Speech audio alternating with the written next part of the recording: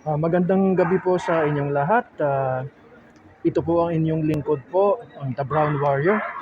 At nandito po ako ngayon sa SM City, sa North EDSA. At sale po ngayon dito sa SM, kaya ang daming tao. Pero nandito ako sa SM hindi para makisale, pero nandito ako para mag-workout. Ngayon, ang routine ko kasi ngayon is core fit. Ang routine ko kasi, for your information, is kapag day 1 po, ang ginagawa ko is light to moderate na weights. Day 2 is core fit ako. Magre-rest ako ng 1 day, tapos core fit workout.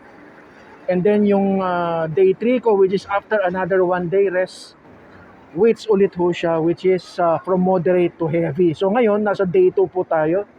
So core fit ang gagawin ko ngayon. So ngayon, follow nyo na lang po. Update ko po kayo. Papakita ko po sa inyo kung paano ang mga exercises na ginagawa ko. And once again po, this is the Brown Warrior. Sana po masuportahan nyo po ang aking YouTube page at magandang gabi po sa lahat.